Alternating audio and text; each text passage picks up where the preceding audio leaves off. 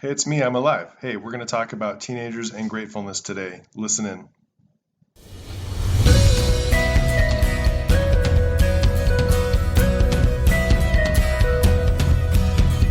You are listening to Head Shrink Inc., your answers to life, relationships, and daily living. Hey, friends. It's Doc David with Head Shrink Inc. Hey, I apologize. I don't think I've posted a pod in like 2 months, I think it is. And life just gets busy. I had to send kids off to college. I'm booking 3 weeks out with clients at present. And so, honestly, the only time I get a chance to pod is when I don't have paperwork to do and I have a client who cancels. So today, two clients canceled. Yay, not really. I hate it when clients cancel, especially in the last minute. So if you have a therapist, don't cancel on your therapist last minute. They don't appreciate it. Anyways, we're not here to talk about that. I want to talk about teenagers and gratefulness and the fear that a lot of parents have on whether their kid's going to launch successfully or not.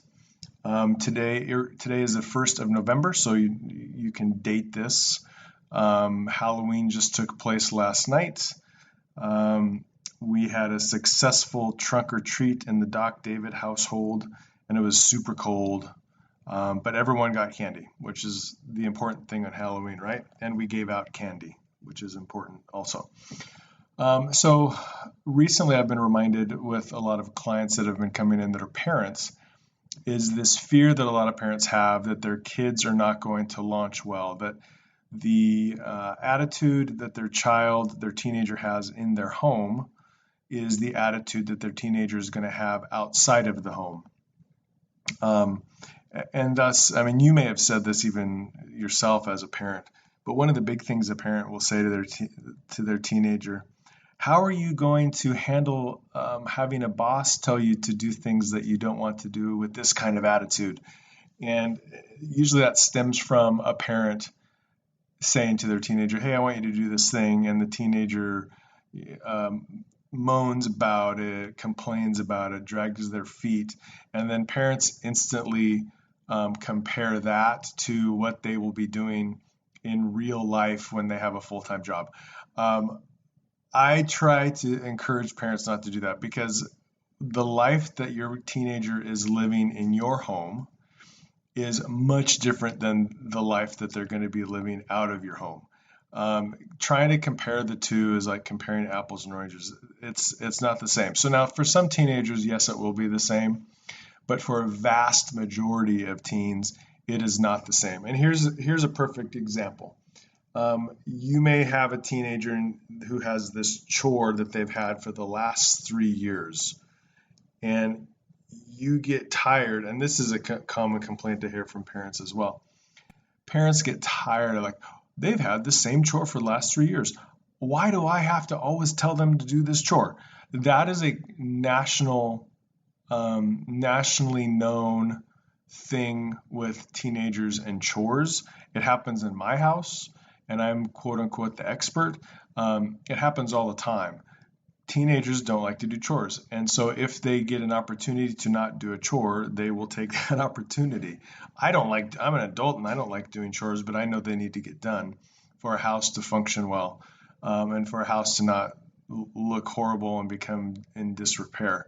So one of the things that I would encourage you as parents to do is just to know that that's just kind of a thing that happens in homes with teenagers, is that you're going to have to remind them to do stuff. That's just life. If you, well, let me back up. What I have found is that there's parents that fixate on that kind of stuff, and it horribly hurts relationships because a parent gets so fixated on, you must do this without me asking. What would you do if you had a real life job and you didn't do this? You would get fired from your job. And again, those are apples and oranges. So my encouragement to you as a parent, if you do this, lighten up. This is kind of a common thing for teenagers, and they may need to be reminded about chores, and they will still launch successfully.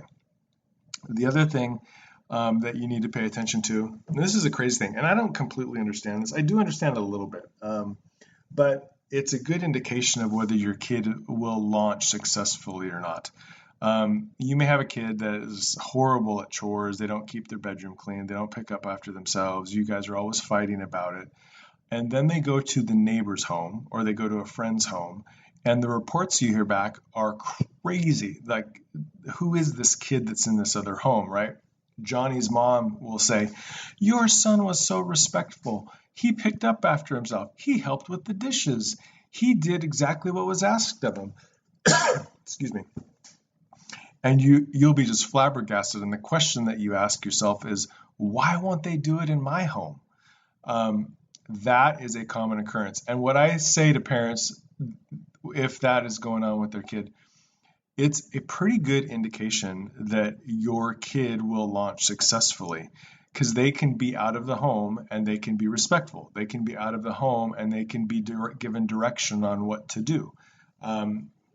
Sometimes parents feel hopeless because it seems like their kids are ungrateful in their home, their kids won't do chores in their home, but the moment they leave your front door, they become the most respectful, grateful youth ever. So there's mostly good to that and maybe a little bit bad, but the good is that means that these lessons that you have been working hard to teach your kid are actually getting into your kid, like your kid's paying attention to you. And so they go to someone else's house and they're respectful, they pick up after themselves, et cetera, et cetera. Those are the things that you want your kid to be doing. Now, the downside is if your kid is absolutely not doing that at home with you, chances are there's some challenges in your relationship that you may need to address with them. Perhaps you're an overbearing parent. Perhaps your kid is super focused on school and doesn't have time to listen to you, or maybe you're spoiling them at home, and so that gratefulness isn't there. My encouragement to you is if this is where you find yourself, that your kid is doing awesome outside of the home, being respectful, picking up after themselves, being kind to people in the neighborhood or to the neighbor's family or wherever, if that's happening, but then at the moment they walk through your front door into their place of residence and they immediately become horrible little brats, there's something else going on in the relationship that isn't related to your teens. I think it's related to a dynamic between you and your teens. And that's something that I think needs to be addressed. And that's something that, if not addressed, when your kid does launch successfully, it's going to potentially create some challenges in your relationship as they are moving out of the home. So as I always say, like, if that's something that's a challenge in your home, you can easily call up a family therapist, set up a meeting, and help you figure out some blind spots. A lot of times we don't see it as parents because we're just so immersed into it and it's emotional for us. And so it's helpful to get a therapist in our lives to maybe give us some insight into what is actually going on in the relationships with our kids. Hopefully that's been helpful.